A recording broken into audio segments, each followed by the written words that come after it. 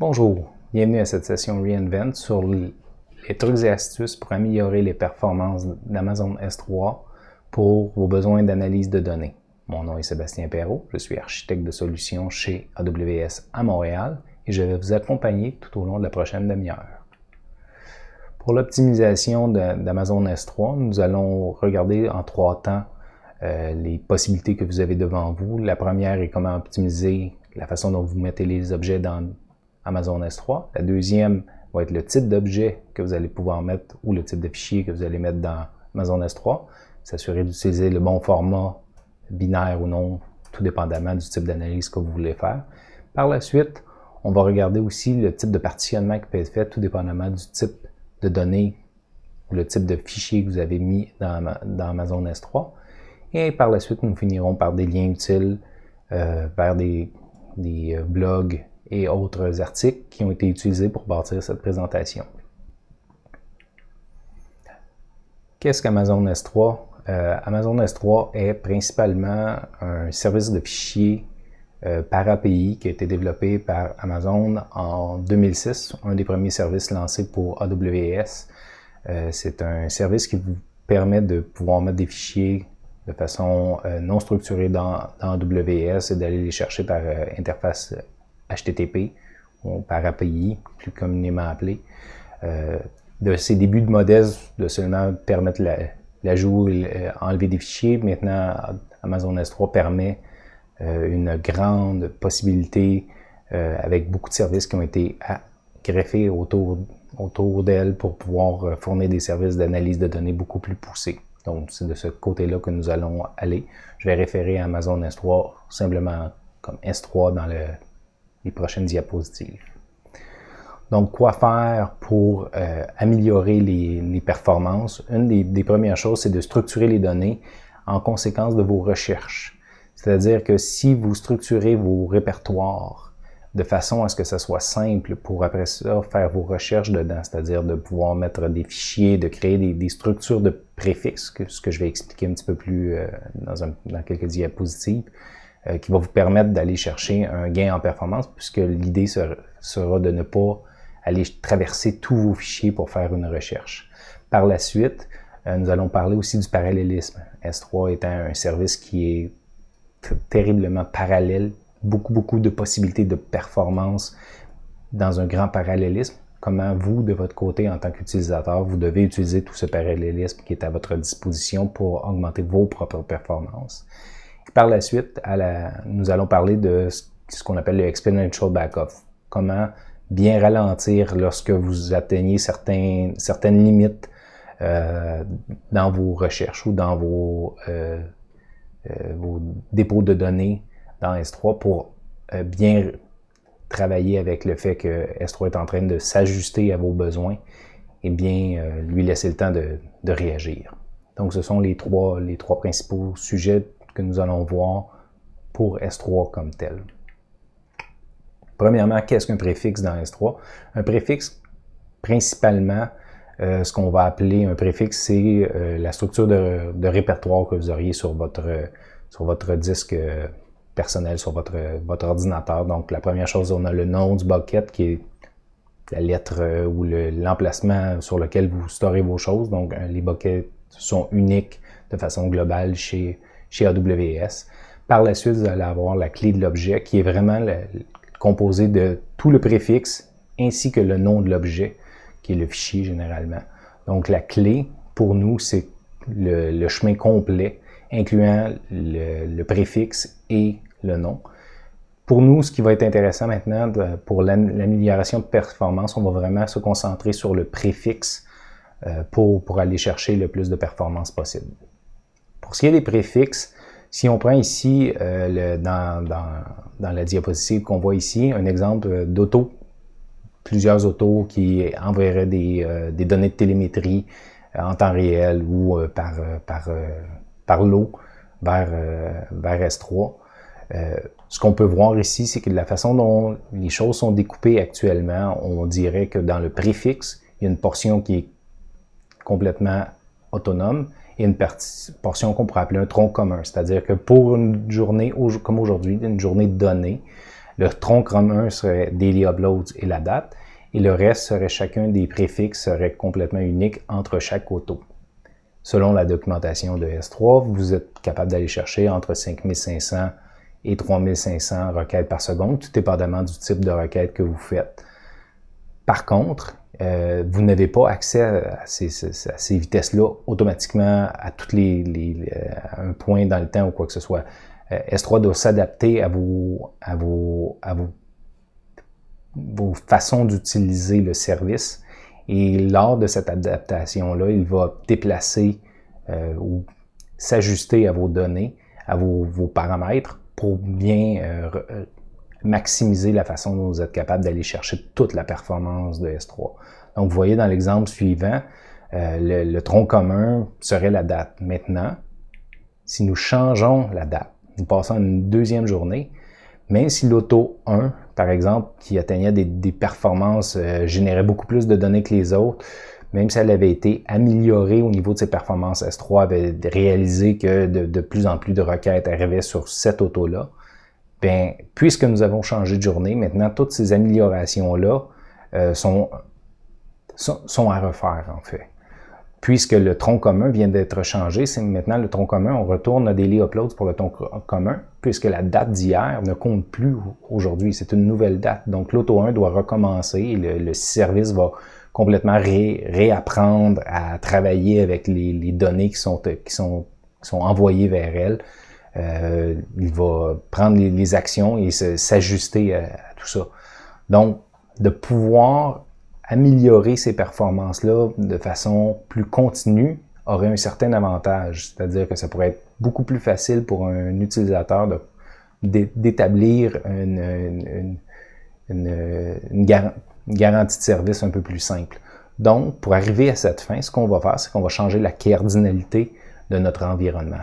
Donc, on va passer on va changer, en fait, la clé entre l'auto et la date, ce qui va faire en sorte que chaque auto va maintenant être beaucoup plus indépendante et le tronc commun va être au niveau de l'auto au lieu d'être un niveau plus bas, c'est-à-dire le daily uploads.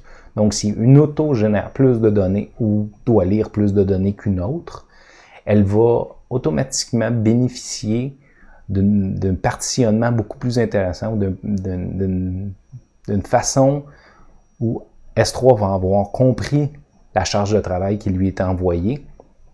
Et peu importe la date, puisque le préfixe et le tronc commun va être au niveau de l'auto, chaque auto va avoir son propre tronc, va faire en sorte que les données et les services, aller chercher le 5500 requêtes par seconde ou le 3500 requêtes par seconde, tout dépendamment de ce que vous faites dans votre code, bien, vous allez avoir beaucoup plus de performance. Donc, c'est bien important de penser un peu à ça, à comment faire pour rendre la cardinalité la plus intéressante possible, tout dépendamment des opérations que vous faites. Donc, ça, c'est un premier point qui peut être intéressant pour aller chercher de la performance. Maintenant, l'autre point, ici, si on regarde notre exemple auparavant, c'était un exemple d'une auto. Mais si l'idée, c'est après ça de prendre toutes les données de toutes les autos et de les agréger ensemble pour faire des graphiques, pour faire prendre des données maîtresses, pour réussir à juger des conclusions, quoi que ce soit, d'avoir un seul système qui essaierait d'aller chercher un gros fichier ou un agrégat ou quoi que ce soit, vous auriez une perte de performance, puisque S3 est un service qui est conçu pour le multiplexage, c'est-à-dire que plusieurs petits services peuvent aller chercher les données en même temps, ce qui veut dire que nous, de notre côté, on est capable d'absorber cette charge, mais chacun des composants a des performances un peu plus limitées, c'est-à-dire environ 85 à 90 mégabytes par seconde va être la limite d'un nœud qui vous sert des données chez S3. Mais vous pouvez paralléliser 100 requêtes en même temps de 85 à 90 mégabytes par seconde. Donc, vous êtes capable d'aller chercher de très grandes performances, mais vous devez multiplexer pour le faire. Vous pouvez multiplexer de plusieurs façons. Avec le CLI, AWS CLI, il y a des façons de le configurer. Ça va être dans les liens utiles pour améliorer ce genre de performance-là. Peu importe le kit de développement que vous utilisez, vous pouvez aller le configurer pour améliorer ce type de performance-là. Aussi, si vous utilisez des choses comme le sans serveur, Lambda en fait, vous pourriez aussi augmenter les performances puisque plusieurs Lambda peuvent aller chercher une portion des données, même sur un gros fichier. Même si vous avez un fichier de 5 gigs, vous pouvez utiliser la fonction range pour aller chercher de façon morcelée le même gros fichier en plusieurs opérations parallèles au lieu d'une seule opération séquentielle. Donc, c'est quelque chose à tenir en compte si vous avez besoin d'un grand niveau de performance. Ce qui amène au point, est-ce que vous devez couper vos fichiers en des millions de petits fichiers? Nous allons y revenir un petit peu plus loin, mais il y a une balance qui doit être faite pour continuer à avoir des performances intéressantes. Maintenant, si vous atteignez des limites, c'est ce qui est normal. En fait, le service est conçu et nous avertissons qu'il se pourrait que vous ayez des points dans le temps où S3 vous dit allez un peu moins vite, nous nous ajustons en arrière. Donc, il est bien important d'établir une bonne façon, une bonne méthodologie pour bien ralentir votre flux entrant ou flux sortant de données avec vos applications. On a ce qu'on appelle le Exponential Backoff, très bien expliqué dans la documentation, devrait être implémenté dans chacun de vos environnements. Ça va vous permettre de ralentir pour mieux accélérer, puisque si vous donnez le temps à S3 de bien s'adapter à votre travail, il va mieux s'adapter en fait. Et donc, à long terme, vous allez bénéficier. Vos périodes de ralentissement vont être plus courtes, beaucoup plus courtes que si vous essayez tout le temps de reprendre à toutes les secondes, mettons, d'aller chercher le même fichier sur lequel vous avez eu une erreur. Vous êtes mieux d'attendre 1 seconde, puis après ça, de le faire de façon exponentielle, donc 2 secondes, ensuite 4 secondes, ensuite 16 secondes, pour en fait donner une chance au service de bien s'adapter et de bien réagir. Donc ça, c'est une portion assez importante de votre travail de développeur, de bien comprendre ça. Les services que vous allez utiliser, mettons, Athena va comprendre ce système-là, il va s'adapter de façon intéressante pour éviter de créer des problèmes.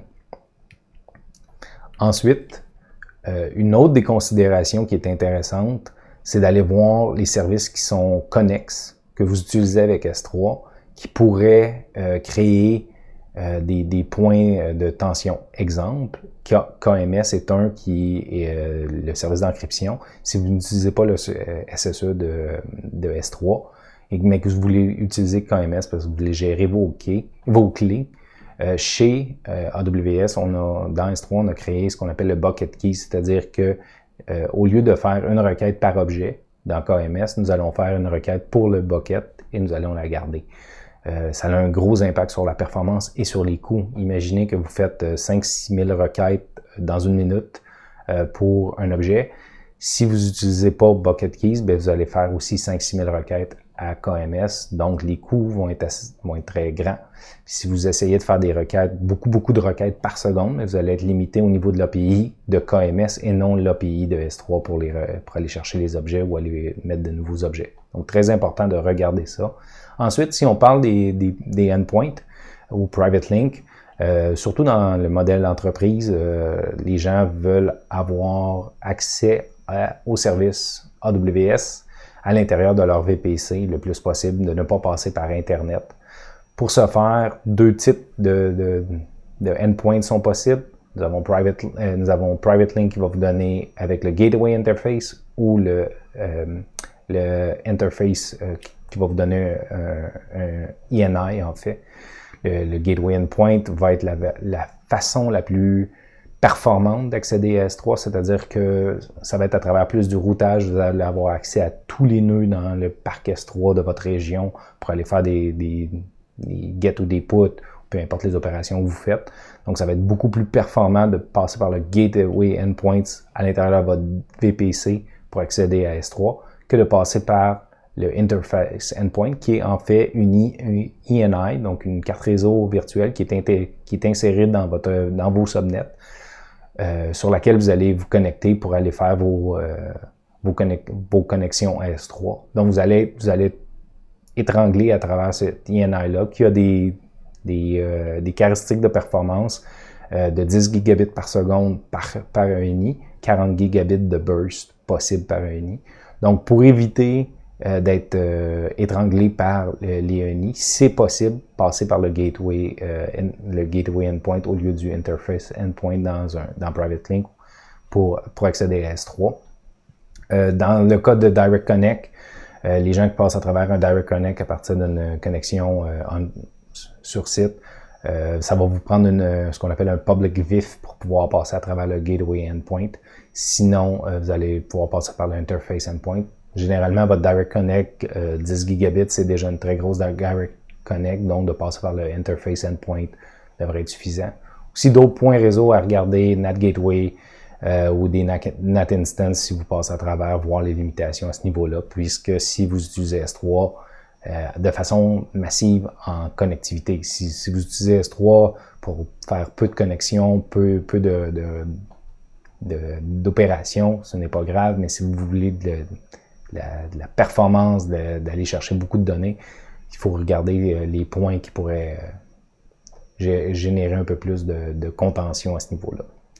Maintenant qu'on a fait le tour des possibilités pour S3 comme tel, c'est vraiment les points qui étaient importants sur la structure. On va revenir beaucoup sur la structure de préfixe un petit peu plus tard dans le partitionnement, mais pour les objets, en fait, ce qui est important, c'est de comprendre que au bout de la ligne, ce que vous allez mettre dans S3, ce qui est important aussi, c'est les fichiers que vous allez mettre dans S3. Et les fichiers, les formats ne sont pas tous égaux. C'est-à-dire qu'un format de fichier texte non compressé ne donnera pas les mêmes niveaux de performance lors de vos recherches, lors de l'ajout de données ou quoi que ce soit, qu'un format binaire ou un format compressé. Il ne sera pas le même coût aussi. Donc, c'est de comprendre ou de bien évaluer ces questions-là lorsque vous allez faire votre mise en place de votre environnement. Moins c'est plus, donc de faire la balance entre le nombre de fichiers que vous allez mettre dans S3 et le nombre de fichiers par répertoire ou par préfixe, de voir la grosseur de chacun de ces fichiers-là, quelle est la bonne balance pour aller atteindre un bon coût-performance en fait lors de vos requêtes. Et la compression, comme je disais, là, va être un point assez intéressant aussi à aller voir.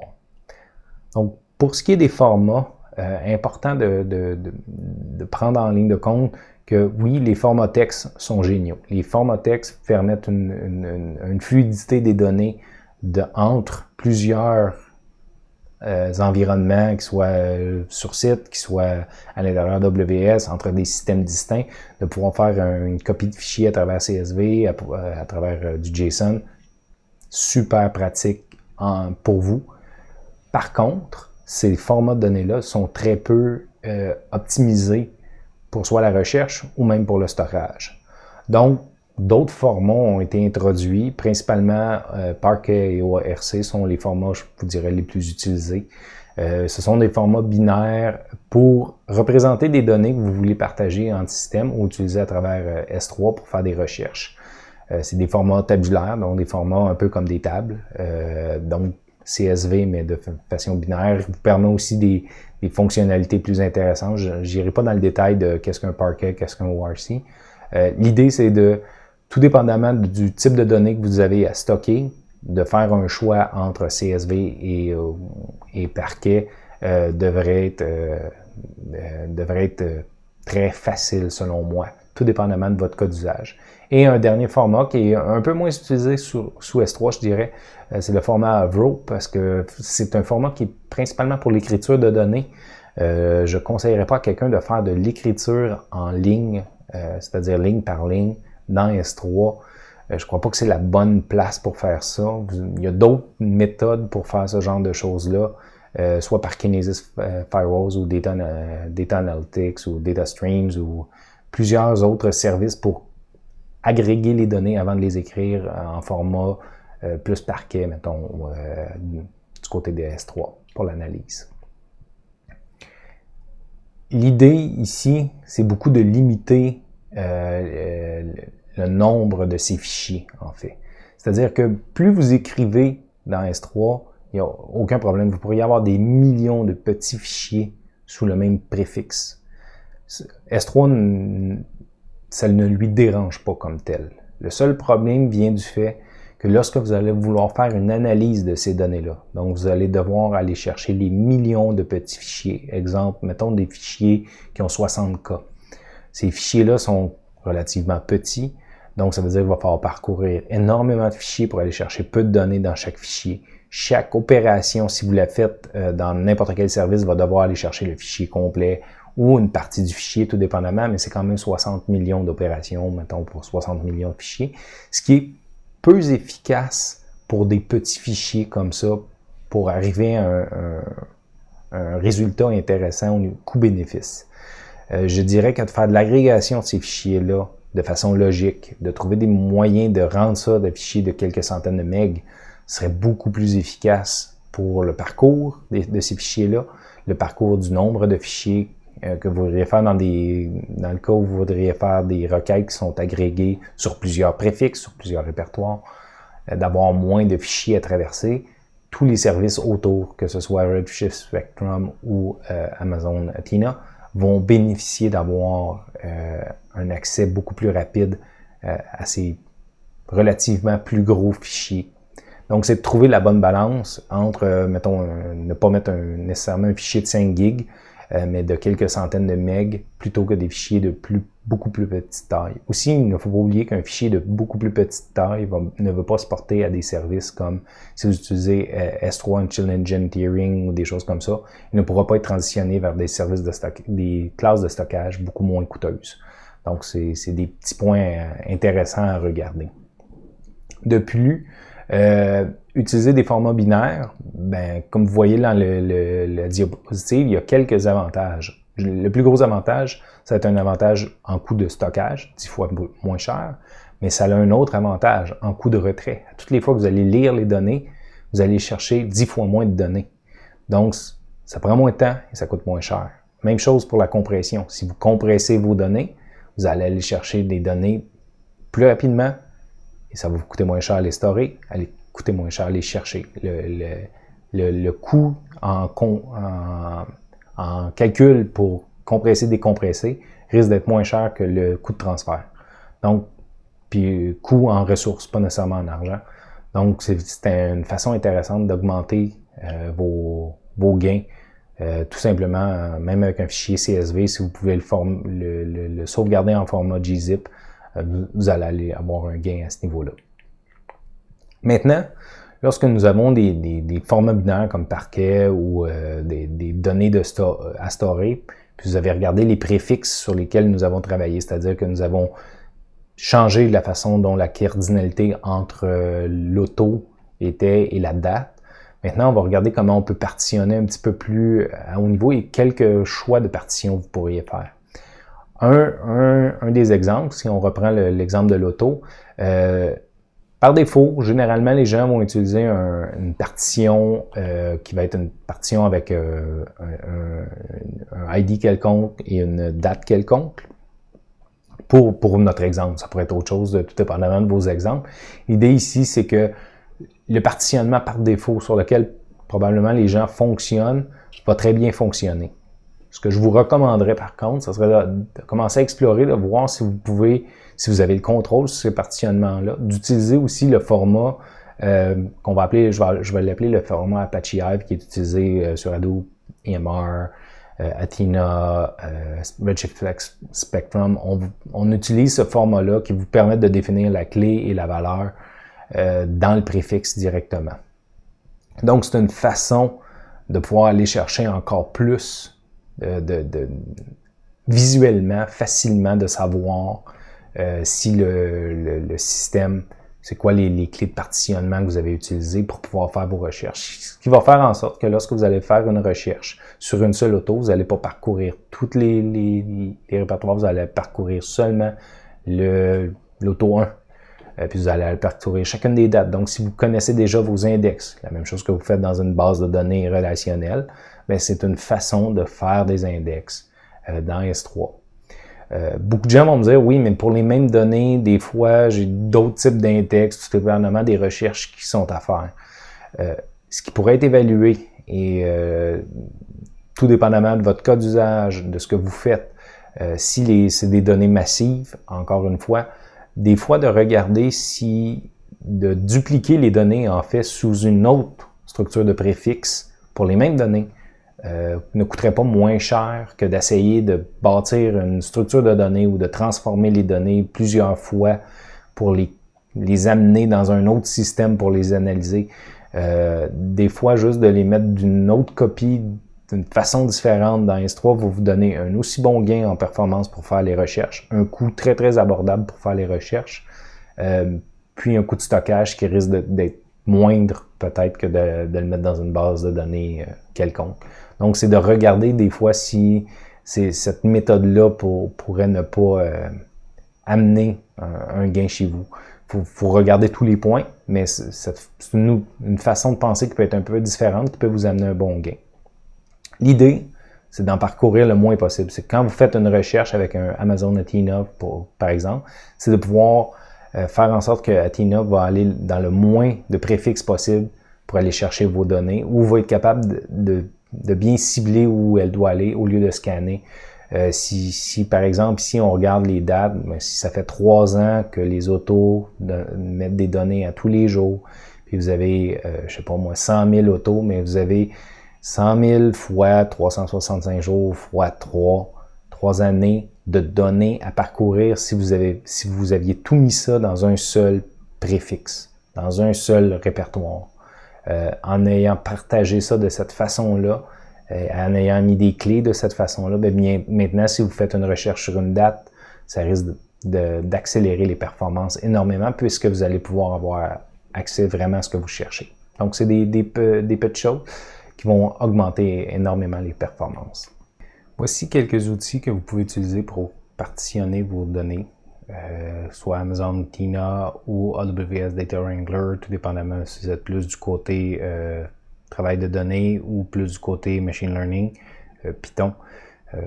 Deux façons ici sont présentées, ce ne sont pas les seules. Vous pouvez utiliser des outils tels que Glue ou des services d'ETL, mais l'idée en fait c'est d'utiliser l'outil que vous préférez pour transformer ces données-là, soit de façon constante, donc à mesure que vous les recevez, ou simplement pendant ou au début de votre processus de transformation des données. Data Wrangler, pour les gens qui font du machine learning, c'est très utile puisqu'une bonne partie du temps est souvent passée à justement faire l'analyse des données au niveau de SageMaker, par exemple. Les liens utiles que je vous présente ici sont des liens principalement sur des blogs ou des articles qui ont été écrits sur le site web d'AWS pour les améliorations de performance sous S3, soit pour Athena, soit carrément pour S3. Aussi, comment optimiser vos processus Python pour les ETL avec Data Wrangler, qui est un outil qui a été développé par des gens de services professionnels chez AWS. Aussi, comme je le mentionnais un petit peu avant, un lien vers comment optimiser le AWS CLI pour bien prendre en charge toutes les performances de S3. Donc, merci beaucoup d'avoir passé ce temps avec moi.